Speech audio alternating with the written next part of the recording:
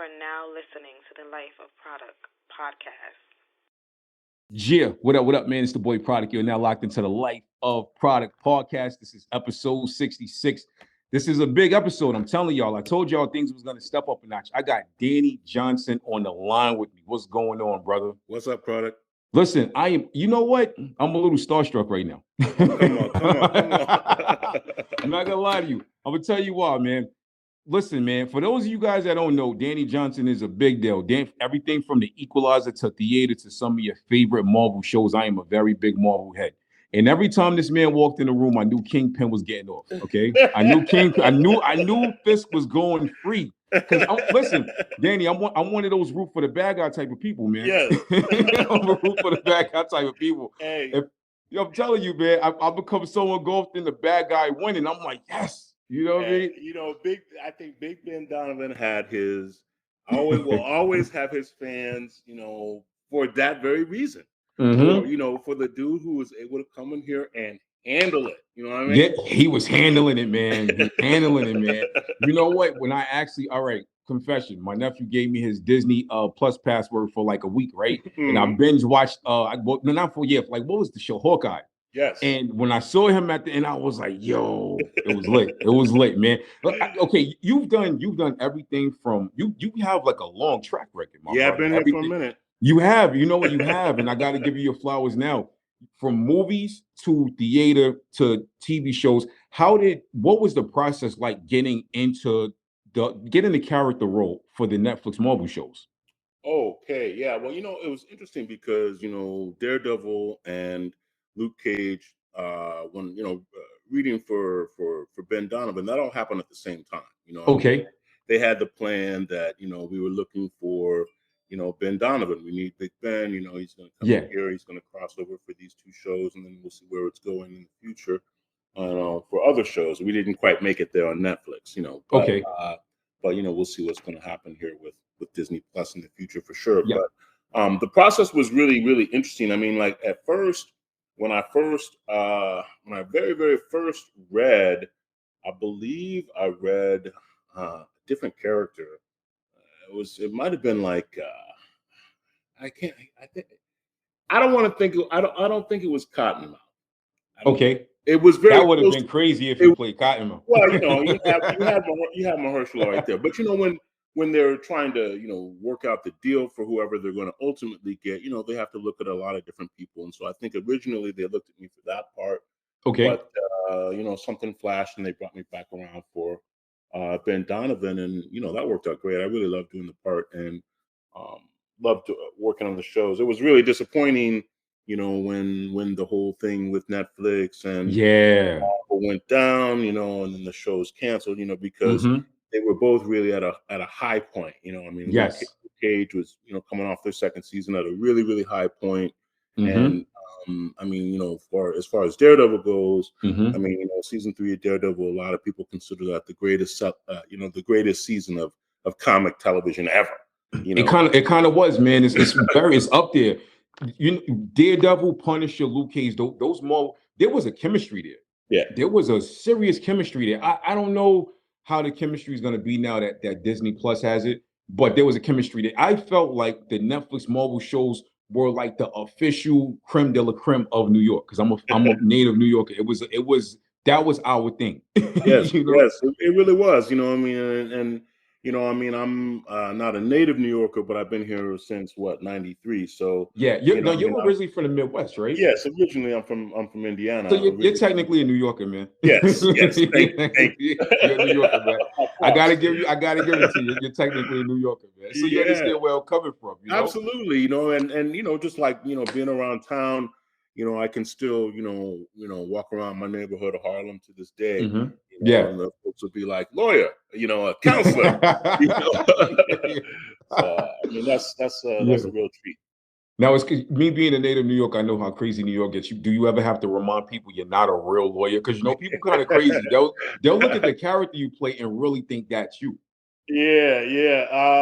I mean, I've had, not too much. Okay, I mean, good. Most folks are, pretty much understand, like, okay, like the dude is playing.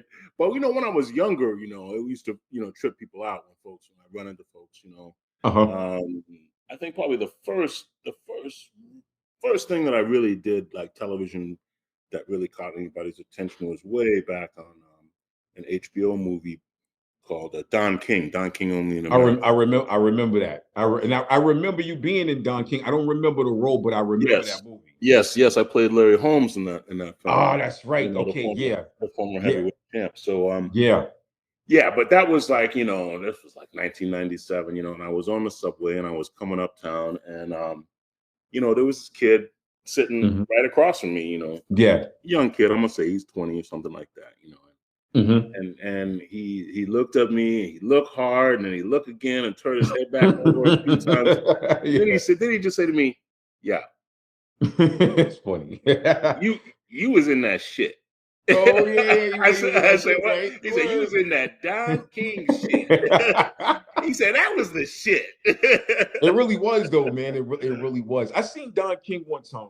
Yeah. I was at JFK Airport, and I was going to catch a flight. He must have been coming off a flight, and the man had the biggest hair I ever seen in my life. Oh man, yeah, he had a lot of hair. He did. He really did. I was like, wow, that's really Don King. And all I could see was his hair and his pinky ring, and I was like, wow, that man is doing it. Yeah, he's a big guy too. A lot of folks he is on TV. You disguise him, you don't think, but he was 6'2" or something. He was, and I could just imagine how brolic and stocky he was back in his heyday. Right. You know what I mean? So we've all heard the stories about Don King. Yeah. That really ain't the promoter you want to kind of get into a quarrel with. You know what I'm saying? that ain't the guy you want to. And look, if he took your money, just eat that. Just let it go. We had a time working on a film. Ving Rhames in the film. Andy Curtis Hall. I mean, that film stands up as a classic. And you know what? It does. It's if you think about it, I mean, that really kind of like set the table for HBO. Because at the time, HBO really wasn't making like, show. There was no Sopranos. You know what I mean? There was no Oz. Yes. There was nothing that was really there that was like, this is the benchmark that like sets us. Like, I mean, everybody was like a prestige network, but in terms of like in-house, made from scratch, HBO, that was really the thing that set it aside. So you're right. And I like I feel like HBO, out of all of the networks, they kind of took a lot of risks with certain things. Nobody even remembers when they had the Spawn cartoon. That was risky. I mean, all of that. I mean, Taxi Cab Confessional. I mean, oh my God! Listen, man, I was a kid watching it on Friday nights, and I shouldn't have been watching that. I used to watch it with the volume turned down. I was one of those kids because it was very interesting to me. And the 90s was different, Danny. It was kind of like, and the good thing, okay, you moved to New York in the 90s, so you got to experience how crazy but lit New York was in the 90s. It was a different world. It was a different world, man. Like a lot of these kids nowadays are very hypersensitive. I don't think they would have lasted in like 95. No, I agree with you because I mean, we went through some stuff and we stepped over some things. You know what I mean? And, you know what I mean? And kept it moving, Yeah. Oh, this is a fact. But I ain't gonna lie though. I mean, I got a lot of admiration for the youngsters now. Generation B, y'all fascinate me. I mean, y'all be coming up with all kind of like, new track stuff that sets me like. So I said, "Well, that's how they doing it now." Okay, well, let me get with that. Some amazing TikTok dances, man. Some amazing. A lot of friends that are like, yo, you got a podcast, you need to get on TikTok. I literally have the app and I have not set an account. I don't know. It's like, I don't know, man. I feel like I'm conforming if I do it. I'm gonna have to do it eventually. I'm gonna have to do it. But it's kind of like I feel weird. Like, you know how people do like those weird voiceovers where they're like ad-libbing someone else's audio? I can't see me doing it, man. I just I can't. I'm too cool for that. No, I watch and double tap and keep it moving. Yeah, that's like the most I would. That's the most I would do. I'll probably like post a clip of the show, but other than that, but I'm gonna keep you on the line. We got to take a quick break. Don't hang up. We will be right back with the Life of Product podcast. Shouts out to Inca FM for the sponsorship, for the distribution. Shouts out to YouTube and all of the streaming platforms that have picked up the show. I love y'all. We will be right back. I'm gonna keep you on the line, Danny. Thank you. Yeah, what up, man? It's your boy Produk. We're back with the Life of Product podcast. Shouts out to the new subscribers on the YouTube channel. We are at 1.5K. 1.5K might not be a lot to y'all, but that's a big deal for me. I appreciate y'all. Listen, I got Danny Johnson on the show. Danny, as a New Yorker, right? I got to ask you this: what is your go-to on the go grab snack? Because we all have one. Mine is pizza. Okay. So like, I mean, it's changed. You know what I mean? It's just like Okay. it evolves. You know what I mean? Like Yes. on the go right now. Yeah, I got a pizza. It's improved because I'm a Harlemite, and Harlem Yeah. hasn't always been pizza friendly. No, it really wasn't. I mean, Harlem had a lot of soul food and Jamaican food back in the day. exactly right. And now we had a grocery store up the block from me, up the block. You understand? Wow. Like you used to be, you could go in there and get you like a chicken, a couple pieces of chicken. You know what I mean? Mm-hmm. Mm-hmm. And a roll and a little scoop of macaroni and cheese and keep it moving. You know what I mean? Mm-hmm. But they closed. All good things come to an end. Yeah, man. A lot of gentrification too. Exactly. I'm gonna call it how it is. Exactly. That happened. I'm from Brooklyn, and it happened in Brooklyn, particularly Bed-Stuy, things like that. See, me, I was born and raised in Crown Heights, right on Crown and Schenectady. I used to go to Harlem a lot. My uncle's from Harlem, so I used to be Okay. all over the 5 boroughs. Yeah. And when the gentrification hit, it got kind of crazy. So my sister, she used to have a brownstone on Patchen. So I remember particularly one day I went over there. It was a Saturday. It's cold. I'm like, yo, I need some coffee. So Mm-hmm. I'm like, oh wow, this is a new store. Let me go check. I like trying new things. Mm-hmm. So I say, yo, let me get a small lane sweet. The guy says $4.50. I turn right around. Yeah. I walked 2 blocks up the block to Poppy, and I paid $1 for it. I was like, I'm not doing that. Like this is crazy. No, It's crazy. It's really tough right now. I ain't gonna lie, man, because like I mean, I came in. I moved to Harlem in '93. Yeah. Okay, and then lived in a flat in a brownstone, and watched my rent go up every year. Oh yeah, yep. For like 9 years, and then when they had the chance to start to like actually build Harlem, rebuild Harlem around the early aughts, 2001, 2002, 3, whatever. I mean, I kind of got in on some like, city program, kind of like, here's your way to get in here to like, I'm not even mad at that. You know what I'm saying? Like, I never even thought that I would be able to like, own a home in Harlem or own a home in Manhattan or whatever, but it all worked out, right? Yeah, don't give it up, man. Don't give it up. Well, you hope not to, but my goodness, you look around and you say to myself, is this even my neighborhood anymore? You know what I'm saying? Yeah, it changed, man. It's kind of lost. It kind of lost its soul, which is scary. It's scary. It's here. It's here. I mean, I'm not ready to give up on. I'm not going to say we lost our soul. I think we are still here. It's still the spirit is here, but it's a lot different now. That's all I'm gonna say. Yeah, I've always thought Harlem was dope. I remember as a kid, my pops my pops was one of those people. He worked in the city, so all he did was want to hang out in the city, whether it was Midtown, Manhattan, Lower Manhattan, anything like that, right? Harlem. Yeah. So I remember my pops, he would work in the city, jump on a train, come home every Friday. We was right back out the door. We was not. We would shop in Brooklyn. Or we would go to the park, a couple places like that, but we was always in Manhattan. It's all right here. You're in New York City in the 5 boroughs, you have it all. Exactly. So we went. I remember I went to the Apollo one night, and I forgot who performed. I can't remember, but so my pops is a character. So we're sitting in our seat, and like one of the ushers walked by. So he taps us. She's like, "Yo, excuse me, my man, come here. Let me ask you a question." So he goes, "Yo, where the girls at that be running down the aisle in the beginning of the show?" And the guy was like, "Yo, that's just the intro. What you talking about?"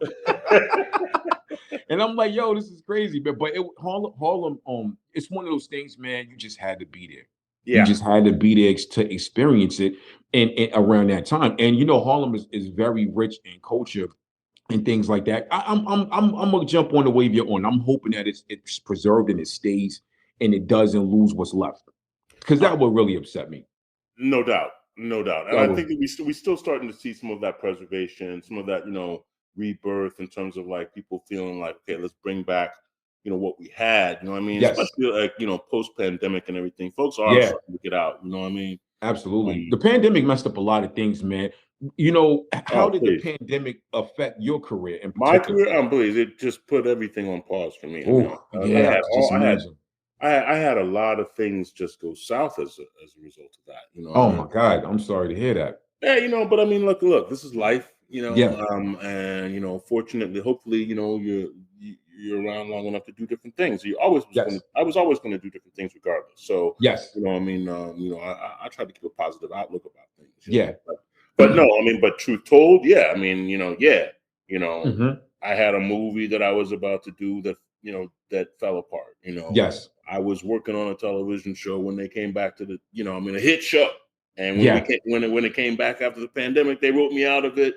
And Whew. and Oh man. the last 3 episodes that I was going to shoot, they just cut me. So Oh man. yeah, I mean, so it was. I had all kind of like situations to move through and deal through. But Yes. hey, you know what? You come out the back end of it a little bit stronger. I started working. Absolutely. I started working on the CBS show Equalizer. Yes. I wanted You to know, ask you about that. yeah, That's yeah, incredible. I think Queen Latifah, has come up great. all the She's way. proven herself, man. And not only has she proven herself, she's brung people along the way. She has people such as yourself on the show. And how did you lock in that role for that show? It was an opportunity that came along. Yeah. The one of the executive producers and writers on the show, Joe Wilson, brought me on. Yeah. He was like, "Look, we have this character. Detective Dante, who works with Queen Latifah's character, around the Hmm. so often, on the show, has a father." And Hmm.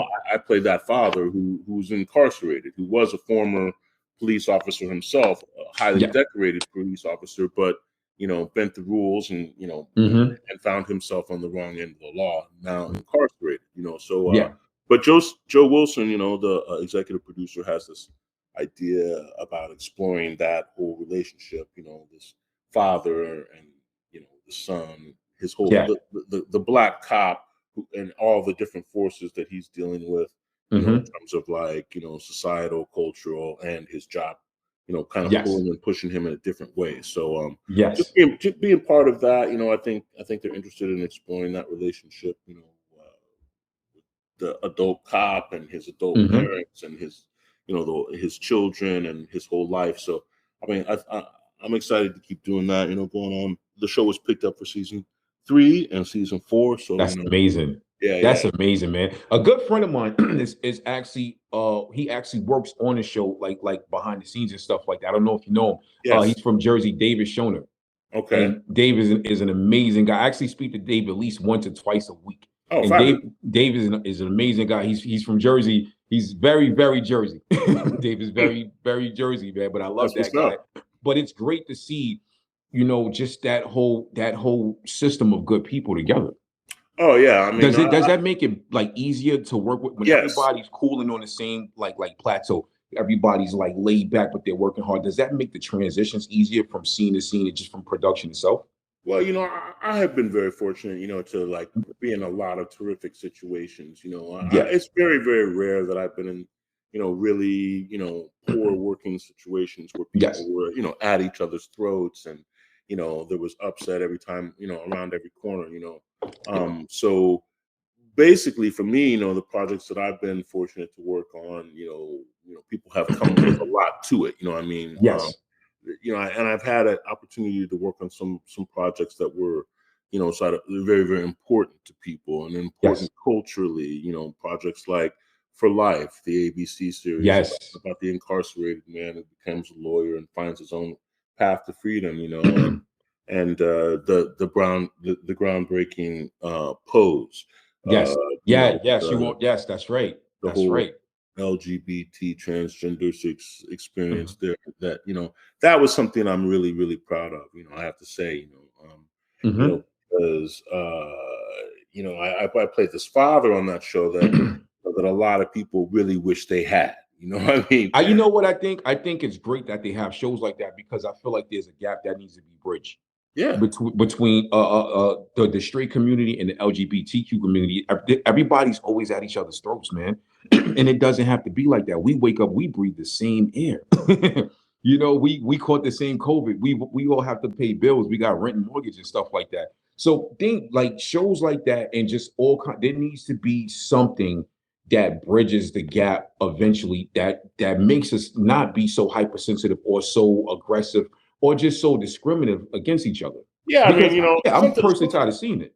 Yeah, I mean, and that was the beauty of this episode of Pose, because I mean, I can't tell you, I mean, I've been in all over the country or whatever, and people will stop and recognize me from that show and tell me how meaningful it was to them. In particular, I'll never forget. I have a friend that I grew up with, and he goes all out at Christmas time. He's always decorating the house, and he goes all out. You know what I mean? Yeah. So one time he's it was Christmas time, and he's doing up the living room, and his kid, she's probably, I don't know, 28 or 30 or whatever, but his daughter is in the living room, and she's watching Pose. She's watching this episode that I'm doing of Pose. And my friend hears my voice, and he says, "Well, wait a second." He turns around, gets off a ladder. he gets off a ladder and turns around and says, "Oh my gosh, there's Danny. I know this guy. Right. I grew up with this guy." And his daughter's like, "What are you talking about?" That's incredible, man. He's like, "No, I know this guy. I know this guy my whole damn life." That's incredible, man. So he told me he walk over and sit down and watch the show, and all of a sudden he's watching the show, and then he's here's this whole thing about this woman who was born a man, who's now transitioned to becoming a woman, and her father actually seen her, and as she is, at the moment that it all happened, and the guy, my friend, is telling me, he's like, I watched this thing and it all unfolded to me, and I'm sitting here with my daughter, and my daughter, is a lesbian herself, so she's, and we never talk about this shit, So I'm like watching all this stuff, it just it turned me some kind of way, Yeah, but that's great though. You might have instilled some type of hope inside of her and him. You see, and that's what we do. Yes, and that's the beauty, and that's the reason, and the joy that that we can get as artists from helping people connect in whatever type of way. Absolutely. I think artistry is a beautiful thing, man, especially when the results are not only positive for yourself, but positive for other people. And the listenership and the viewership for my show is growing. I check the analytics. A lot of younger kids are listening now. And to the younger kids listening, I want you guys to really take something from what Danny's saying. Artistry is a serious thing. Take your art serious. Some of these kids, everything from, even with the music, they and they just sound crazy all over the place. You can sound crazy, but you're gonna sound crazy forever. Exactly. Because the stuff doesn't go away. You're gonna look back 5 years, 10 years, and be like, "Oh, this is what it was." It's the wave right now, man. It's a scary wave. It's a scary wave, but it's but when you do look back, though, right? When you do look back in 5 years, 10 years, 15 years, 25 years, if we're lucky, you want to be able to say to yourself, "Okay, well, this is what I was representing at the time, and this is what, I'm solid with that now." You know what I mean? Yeah. Like, not like this is who I am now, but but this is, and I fully committed to what I was about, because that's the artist I am. You know what I'm saying? So yes. The funny thing about that, I went to so I'm in North Carolina now. So my immediate family moved. I was like, let me switch things up. I moved my business out here. I went to a Wildin' Out tour concert about 2 weeks ago, and the DJ played a set, and there was I don't know if you remember this song that came out years ago. It was called Swag Surfing. It was like, I swag, I surf. The whole crowd, we were all like, yo, you would never think that song right now would resonate with us that hard. But it was, we was in the crowd lit. Yes. But there are some songs, I'm not gonna lie, there's some songs that came out years ago. I go back and look at it now and be like, what was we smoking back then to make us listen to that? I want you, hold on for 1 second. We're gonna take one more break. I got Danny Johnson, episode 66, the Life of Product podcast. Danny, I'm gonna keep you on the line. We'll be right back with the third segment of the show. Yeah, what up, man? It's the boy Produk. We're now back with the Life of Product podcast. I got Danny Johnson on the show with me on the line. I appreciate you, brother. I know you're a busy guy, man. I want to ask you a question, man. Yes, sir. Boom, boom, bang, bang. We say bang, bang here. I know everybody in New York is saying bing, bang, but bing, bang is a fad. It will not be here in 5 years. It's bang, bang. So bang, bang. For y'all that don't know, Danny Johnson also does theater, and I believe you play Dr. Martin Luther King. That's true. See, listen, man. Okay. Man has done his research, y'all. Yes, I have. I could have worked for the Daily News, spreading lies all day, but I chose another path of life.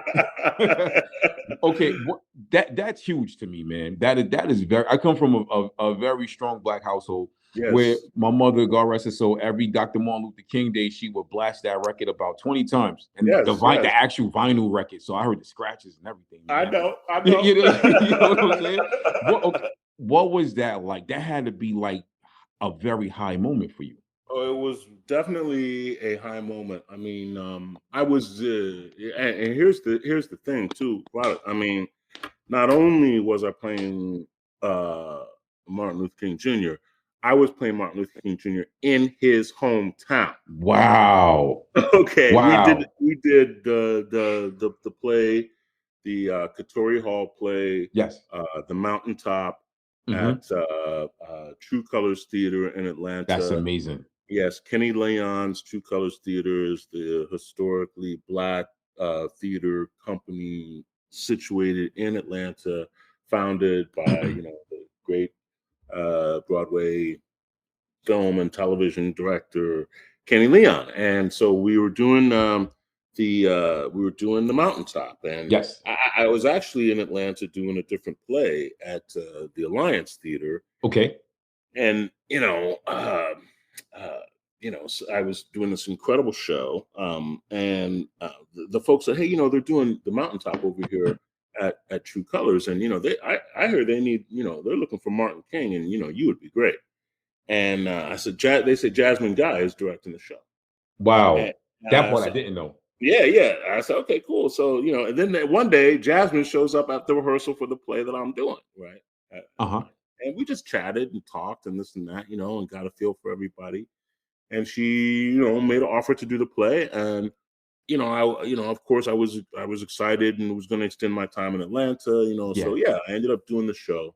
Oh, that's so And dope, this man. is an interesting show too, because the Mountaintop is, we have this image of Martin Luther King Jr. of, everyone who we seen in the movies, who we Yes. seen in the films, and who we seen, and read about in the books, and Hmm. we read, and this is a very noble, very, I mean, Yeah. Black Jesus, okay, He kind of had a wild side though, but we don't talk right? about But that yeah, out of respect. but in the play, we start to see the man. You know what I'm saying? So Wow. and so it's a difficult play because you Hmm. do see some of the man. You literally see the holes in his socks. Okay, Yes. so all the flaws, Hmm. and as I say, we're in Atlanta, his hometown, and it challenged people. It definitely It had challenges to. the older, the my generation and above, section of the crowd Hmm. is what you mean, what you what you Yeah. mean. Like Yeah. Yeah. you crossing the line here, There's three black men you can't talk bad about in the black community for that the older crowd. You can't talk about Dr. Martin Luther King, Barack Obama, and Denzel Washington. You can't. Hello. You can't. You might get shot. I You know mean, what I unless you Word want to up. unless you want to escort to the car, I mean, you better just hold that Word stuff up. back. Grandpa gonna pull a toolie out his couch, man. Yes, Don't say yes. that. No, don't do it. Don't do it.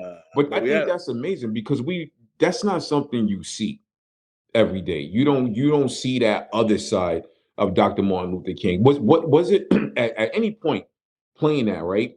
Did you feel like an energy in the crowd looking at you like, wait a minute, what? Did he just say that? Did you get any of those vibes? uh you know what? You do in a live theater situation, get a lot of vibes from the audience, and but the thing is, in that particular situation, you have to I felt to be able the need to be able to balance what they were giving with the Yes. story that I wanted to tell, Yes. because I think that's always the most important thing, is to serve the story first. Hmm. And if the audience is going to have trouble with the story, well, then they're going to have trouble with the story, you know. Exactly. And then, Exactly. if they're not, but they're not going to be mad, it might come across that they're mad at me some kind of way, they feel some kind of Yeah. way, Uh-huh. but what they really have is trouble with the story, Yeah. and I can't take that on, because what I'm trying to do is faithfully tell the story. Exactly. I look at it like this, right? When it comes to artistry, if a person got a problem with it, you're doing something right. Yeah, Because man. true artistry, you kind of have to like scratch the surface a little bit when You it comes got to it. You gotta, people can't walk away being like, "Oh, well, wasn't he nice?" You know, all the time. They're like, "Yeah, okay, yeah, it was nice." Yeah. But there ain't nobody like shaking in the boots from nice. You know No, what I you're mean? right. Nobody's Absolutely. like they don't give out awards for nice. You know what No, I mean? you don't. Before I did podcasting, I was doing music for years. I was rapping, producing, writing. I started doing podcasting, and I'm not gonna lie, my first episode, it kind of like shook a lot of nerves. Yes. It shook a lot of nerves. Like I had people I personally knew that was kind of mad at me about it. But it was so like the first episode I did, it was basically about how me growing up in New York, like I'm gonna keep it real with you. I left the first time when I was 15. I used to go to Wingate in Brooklyn, which I would not have graduated if I stayed in Wingate. Things was just bad in the 90s, you know what I mean? Yeah. So I come from the era where, New York already had gangs, but this was like the commercialization of gangs. This is when like Blood and Crippin first hit New York. So the basis of my first episode was talking about how Blood and Crippin messed up New York City. And a lot of people were mad. They were mad at me. I'm not gonna lie to you. Listen, man, it is what it is if you want to get mad at me speaking the truth. But then on the second episode, it was titled The First Time I Almost Got Shot. Out of all of the stuff I went through in New York, the first time I almost got shot, I was fresh off the Amtrak in North Carolina for 1 hour and got a gun pulled on me by a white man. So it's these things, man, that we do as artists, no matter if it's podcasting, radio hosting, acting, doing music, just making content. Be creative enough to scratch the surface. And I want to say this to all the people listening: do what you feel is right, even if everybody else doesn't feel it's right. Hey.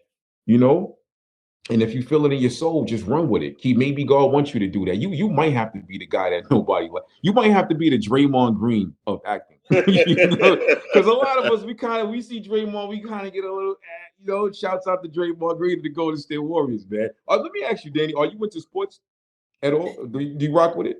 Yeah. I'm excited for the finals tonight. Yeah, man. I'm excited for the final. NBA finals is like is the thing. It is, man. I kind of want Golden State to win. I pray nobody gets mad at me. I know I'm from the East Coast, but the Celtics has always shut my teams down. They shut the Nets down. They shut the Knicks down. Listen, it is what it is, man. Yeah.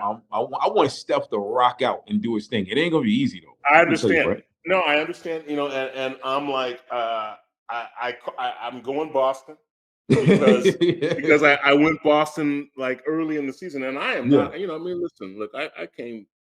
I grew up in the Midwest. I went to school in Chicago. I arrived in Chicago the year that Jordan arrived in Chicago. Wow. Okay? So that had to be crazy. Yeah. So I have energy. And then I came to New York. You understand? Mm-hmm. I mean, we need a whole nother podcast if we're going to talk about like the Bulls in the 90s. Okay. We really do. We're going to talk about the Bulls in the 90s. We really do, man. You're invited to the show anytime you want. I promise. But there's no love here for Boston because I went through it with them, from like the 80s and the I went through it with them, okay? The Larry Bird era and all that. This crop right here, this team have my attention. I think they are splendid. Mm-hmm. Love watching them play. And so, 1-1. Who knows when you hear the podcast? It could be 2-1. It'll probably be 2-1. It might be because we dropped it in Friday morning. So man, oh man. The funny thing about Boston, man, Tatum is a beast. They got a young team, and I don't know what they got in the 4-leaf clover soup up in Boston, but man, fam, everything from baseball to basketball to football, not football no more because Brady left, but they've been just dominating everything, man. I thought the Red Sox was gonna kind of dumb down when Big Papi left. No, didn't happen. It didn't happen. I was like, yo, what's going on up there, man? I've never been outside the airport in Boston. Like I caught connection flights up in Boston, and every time I caught a connection flight, I almost had a problem with somebody, which is weird because I'm the coolest dude in the world. So it was like, yo, let me not leave, man. I remember I had bagged a shorty from the Bronx, Danny, and she moved up to Boston. She was bad. So years later, she starts hitting me up. I'm like, yo, I'm gonna come up there. Then she hits me up and she said, all right, listen, when you fly in, don't wear blue. I'm like, what do you mean? She's like, you wear Yankee blue all the time. And I'm like, so she starts telling me all this stuff not to do in the neighborhood. I was like, nah, I never went. I cut it off. I was like, I can't do it. I was like, nah, man, this is maybe I need to stay my New York ass at home. You know what I'm saying? I bet it was gonna work out. Yeah, man. I was like, yeah, just like text me or something, man. It was crazy. But yeah, I've never left the airport in Boston. I don't know if I want to do that because I know they might hear my accent and be like, get him in the car. And then, you know what I'm saying? Never to be seen from again. Yeah, you guys, my show will be cut off. You guys, but the fans will miss me. I don't know, man. It's the crazy thing. I actually recently, just within the last couple of years, just got back into football. I'm not gonna lie. I was kind of like riding with Colin Cap hard. You know what I'm saying? But Yeah. I feel like, the statement was made. I think as people, we done as much as we could do. He did as much as he can do. But my love for it, I got back into it. Let me ask you, are you into boxing and MMA? MMA doesn't really do it for me. Okay. I mean, I respect it. I respect it for sure. I was a boxing fan for all of my youth. Okay, yeah. And then I don't know, I would say the last 15 years or so, I fell off from it as the way I once was, because I was, I mean, I grew up, watching the fights every weekend, Muhammad Ali, Joe. Oh yeah. And everybody, all the way to De La Hoya, Mike Tyson, everybody. Oh yeah. All the big fights was there was a time when I was growing up when if there was a heavyweight championship fight happening, then it was the most important thing happening in the world. Now you can't even, it's kind of like the heavyweight class is kind of like dumbed down so bad, man. It's like when we do get a heavyweight, it's maybe 1, 2, 3, and we're waiting forever for the fights to come back. Like it's kind of like more the lightweights and the featherweights are dominating. Yes. Right now at the moment. It's a different thing right now. I mean, I respect it. I definitely respect MMA. I know these guys have a lot of passion for it. I have a lot of friends who are into it and everything like that. The sport that I pay most attention to, believe it or not, is I'm a huge.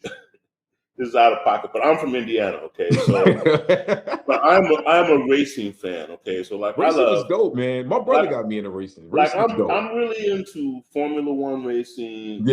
Indy car racing. I like motocross, supercross, motocross. I mean, I like cars on roads and tracks, all that stuff. That stuff turns me on. NASCAR is not necessarily my thing. I mean, it's not as fast, as technical, as much as I really enjoy. But like my favorite driver is Lewis Hamilton. Okay, I gotta Google this guy. Yeah, you got to know Formula One. He's a 7-time world champion. He's like he's the black. We've had a black world champion in Formula One. Yeah, I remember that. For like a 7-time champion, and like it's really only through Netflix Drive to Survive that people are starting to understand what Formula One is in the United States. Yeah. But it's dope. It's as dope as it gets. Lewis Hamilton is the man. So yeah, that occupies quite a bit of my weekends. That's pretty cool. I come from a sports household where like you had to watch sports. Yeah. And if it was baseball, basketball, or football, or hockey, if it was not room for the New York team, my pops would literally kick you out. So it was one of them households. So I remember watching NASCAR races with my brother. My brother was heavy into NASCAR. I actually went to it wasn't a NASCAR race. We went to my grandmother had moved from Brooklyn back to South Carolina. So we would go see her.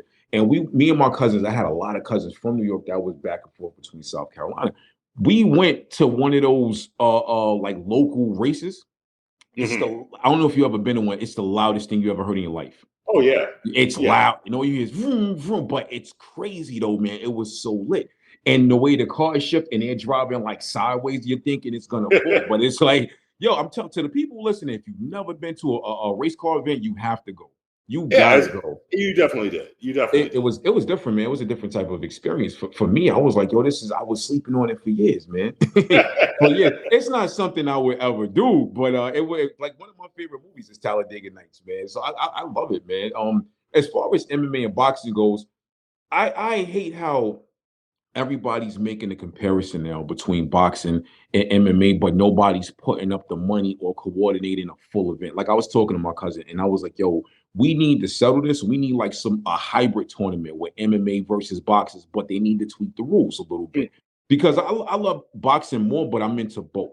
So I feel like it's not fair to MMA fighters that have to keep fighting under boxers' rules. Like a boxer can't learn in a week how to get out of a grapple or a chokehold. It ain't gonna happen. Sure. But at least let these guys be able to like do slams and kicks and stuff like that. I want to see which sport is better. That's just me. I want them to rock out one day. But you know the thing about that, I was heavy into Bruce Lee, Danny, and Bruce Lee said, I don't fear the guy that studied 1,000 kicks. I fear the guy that studied one kick 1,000 times a day. So you kind of, I interviewed a friend of mine who's into boxing named Chris Corrado, a native New Yorker who's in South Carolina now, and he said something very important. He said the MMA fighters, they don't pull their hands back fast enough when they're fighting, which kind of leaves them open, you know, to just get their whole thing rocked and stuff like. And no disrespect to any MMA fighters, I got some people that listen to the show that are MMA, that do MMA or whatnot. But I would love to see just one big crossover tournament just to rock out. That's just me. I'm a huge sports fan, man. Another thing I wanted to ask you, right? So being as though that you've done theater, you've done film, you've done television, do you ever see yourself stepping into the realm of producing and directing? Absolutely. Yes. That's great. Yes, I do. You know, I mean, the producing, vein is something that is, probably more attainable and like more easily attainable.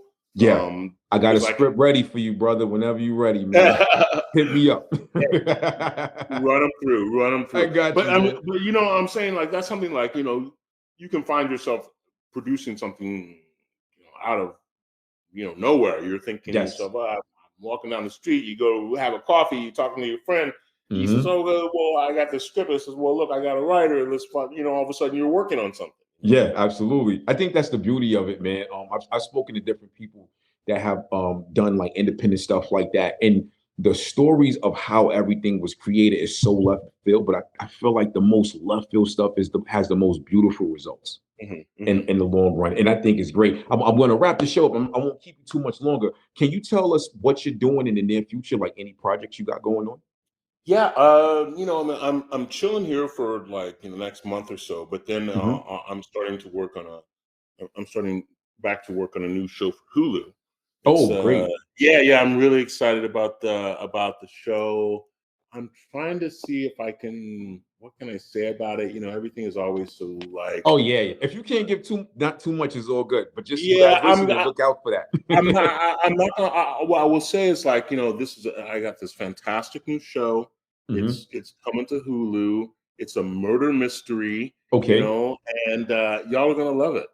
That's great, man. You do really good on those like cop type shows and stuff, man. I think that's your niche. Do you ever want to like step out of? Do you ever get tired of like getting like put into that box, or is that cool for you?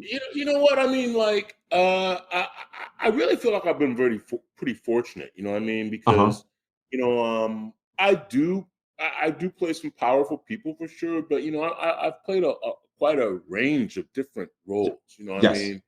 So I feel like I've been fortunate to not necessarily be pigeonholed in a particular way. That's good. Maybe if I were a little more pigeonholed in one particular way, that would maybe I have my 14th picture by now or something. Like that. Yeah. But you know what I do love is the in your roles the black man usually lives. Yes. Yes. The black man. I did a independent film one time as an extra, and it was amazing just being on the set. And I remember my third day shooting. I remember it was me and like two other black dudes. And at the end of the day, I was like, "Yo, we gonna live today." You know what I'm saying? We should go. We were drinking coffee, just taking it, man. I was like in a suit, and they were like, I guess, security guards, like in the film that we were doing. But it was amazing, man. Listen, Danny, thank you so much, man. You're invited back to the show anytime you want. Next time you come to the show, it's gonna be an all '90s basketball conversation, man. Because there you go. I know you from Indiana. I got some issues with Reggie Miller and how he was like killing us. You know what I'm saying? He was killing us back in the 90s. Understandable. Reggie Miller had long, like alien scientific arms, man. The man just wouldn't miss, man. But thank you so much, my brother. I wish you the most success in the world. I know you were very successful, but I wish you continued success. I think what you're doing is great, and I think you are setting a great tone for the youth that are watching you, man. Believe it, you, man. Trust me. Just keep doing what you're doing. Thank you so much, Produk. Appreciate you, man. All love. I appreciate, but I can't let you go until you hit me with a bang bang. Bang bang, man. Bang bang. Yeah, I heard Danny, right? I told y'all Bing Bong is done. Bing Bong is we burying Bing Bong. Yeah, it's the boy Produk, Life of Produk Podcast, episode 66, interview with Danny Johnson. We out, baby. Yeah. All right, man. Take care, y'all. You too, brother. Appreciate you. You are now listening to the Life of Produk podcast.